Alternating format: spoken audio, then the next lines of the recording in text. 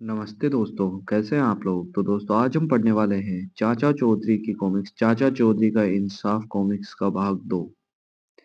Cricket test. साबू ये match बड़ा रोमांचक होगा। विदेशी टीम का कप्तान। भारतीय टीम को जल्दी आउट करना है। 11 गेंदों पर 11 खिलाड़ी आउट हो गए। वह कैसे? इस गेंद को थामो। अरे इतनी भारी। अंदर ठोस लोहे का गोला है, ऊपर चमड़े का कवर चढ़ा है। यह गया पहले ओवर का पहला बॉल। धड़ाक। उसकी गेंद मेरे बैट को भेदती हुई निकल गई। क्रिकेट के इतिहास में यह अचंबा पहली बार हुआ है। धोखा, गेंद हटाओ, चालबाजी। हमने तुम्हारे कप्तान को पहले ही कह दिया था कि बॉलिंग हम अपना गेंद से करेगा। भारतीय कप्तान। चाचा जी अब क्या होगा? मैच हार गए सम फिक्र ना करो। बैट्समैन बैटिंग करने आएंगे, देखते हैं। इस लंबू का बैट ही नहीं, टांग भी तोड़ेगा। धड़ाक, सड़ाक, कैच आउट। धड़ाक। वाह, कमाल कर दिया। साहू ने अच्छा सबक सिखाया। चाचा जी, साबू का बैट क्यों नहीं टूटा? लोहे को लोहा काटता है, साबू का बैट ठोस स्टील का बना है। चाचा चौधरी का दिमाग कंप्यूटर से तेज चलता है। दूध का दूध। रघु, बर्तन में चाचा चौधरी क्या ले जा रहा है? रघु, यह तो पता नहीं, लेकिन चाचा चौधरी के पास जो चीजें अच्छी होती है, जाकर पता लगाओ उसमें क्या है। चाचा चौधरी, बर्तन में क्या ले जा रहे हो? रघु, इसमें भूरी भैंस का दूध है। रघु, उसमें दूध है। दूध? वह पीना तो मुझे बहुत अच्छा लगता है, लेकिन कैसे पियोगे?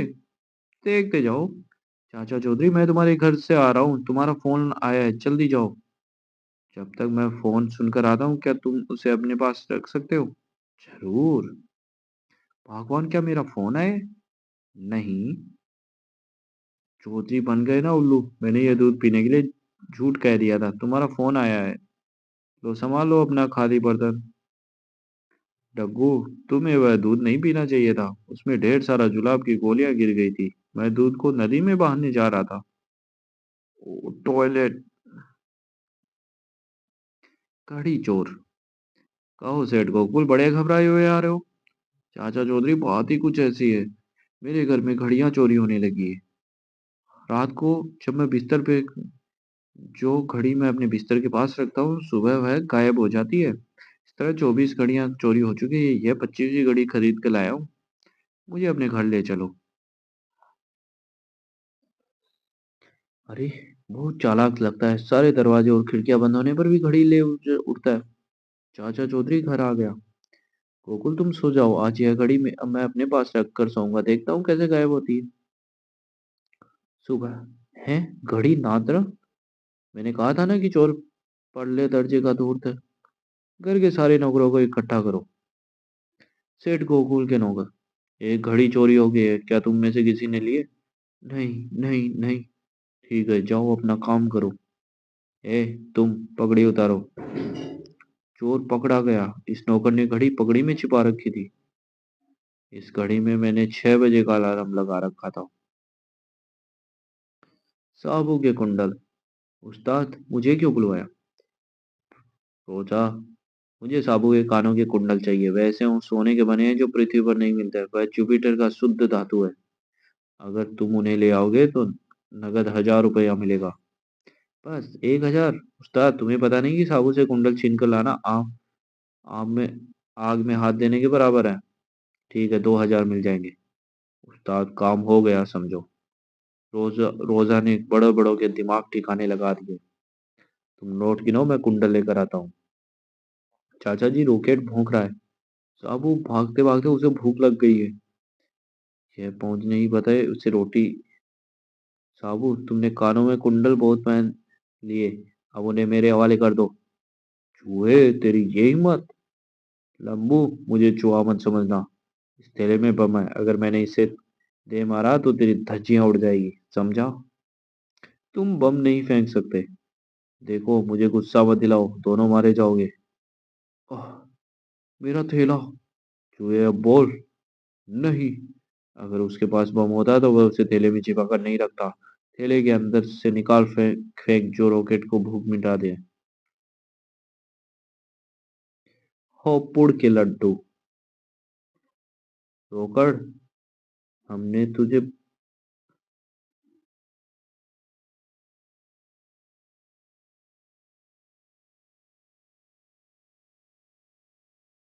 साबू और नारियल। चाचा जी बैठे बैठे हड्डियां कड़क गई है। साबू जरा बाहर के 2-3 चक्कर लगाओ, जिस्म खुल जाएगा। ये बात ठीक है, 50-60 किलोमीटर की दौड़ में सारी सुस्ती भाग जाएगी। लेकिन इधर रसोई में भगवान की मुसीबत आ गई। जब लंबू लंबी दौड़ लगा कर आएगा तो दोगुना खाएगा। अप्पू और गप्पू। गप्पू, हथौड़ी जोर से मार, नारियल टूटेगा तो दोनों खाएंगे। मेरे हाथ पर हथौड़ी लग गई। गप्पू, तुम्हें नारियल तोड़ना नहीं आता, तुम नारियल पकड़ो, मैं हथौड़ी मारता हूँ, देखना एक ही झटके में नारियल के 2 टुकड़े हो जाएंगे, होते हैं या नहीं। अप्पू, लो नारियल पकड़ लिया, अब देखो भरपूर मारो की बात नारियल के टुकड़े हो जाए। खड़ाक। अप्पू, तुमने मेरे दोनों हाथ तोड़ दिए। गप्पू, नारियल तोड़ने का एक और भी तरीका है। साबू, सड़क पर मैं सड़क पर मैं वो भी फैला है। साबू फिसलेगा और नारियल पर गिरेगा। नारियल अपने आप टूट जाएगा। फिसलना। थड़ा। बचाओ। साबू की कीमत। कहो किताबुराम, कैसे हो? ठीक है चाचा जी, जरा आप हमारे दफ्तर आइए। साबू, मैं अभी आया। हमने साबू के लिए एक स्पेशल किताब छापी है, इसमें बीमारियों के इलाज के आसान तरीके हैं। यह साबू के लिए उपयोगी सिद्ध होगी। यह बहुत भारी है, इसे साबू ही उठाएगा। मैं साबू को बताता हूँ। प्रकाशक किताबुराम ने तुम्हारे लिए किताब छापी है, उसे ले लो। कोई अच्छी किताब लगती है। वाह, इसमें तो जुकाम से लेकर हड्डी टूटने तक को ठीक करने के तरीके लिखे हैं। लपट और झपट दो बदमाश। लपट, क्यों ना हम उस छापू से किताब छीन ले। झपटू, अपने किस काम की, अपन तो अनपढ़ है। बेवकूफ, इतनी मोटी किताब रद्दी में 30-40 रुपए में बिक जाएगी। आओ। लंबू, किताब इधर दो। नहीं तो। लेकिन यह मुझे प्रकाशक ने भेंट की है। मैं चूचा पढ़ करने की सुनने का आदी नहीं हूँ। नहीं मानते? लो, यह लो। बचाओ। ओए, मेरी गर्दन, मेरी कमर टूट गई।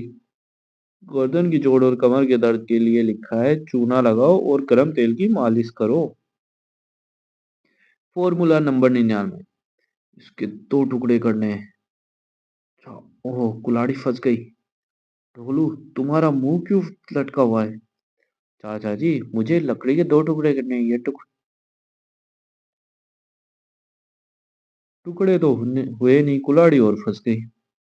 ढोलू, लकड़ी के 2 टुकड़े करने में साबू के पास जाओ और उससे कहो कि फॉर्मूला नंबर 99 अपनाए। Formula number 99? ठीक है, वैसे भी लकड़ी कट नहीं रही, यही करते। साबू, लकड़ी के 2 टुकड़े करने हैं। चाचा चौधरी ने तुम्हें फॉर्मूला नंबर 99 अपनाने को कहा है। नंबर 99?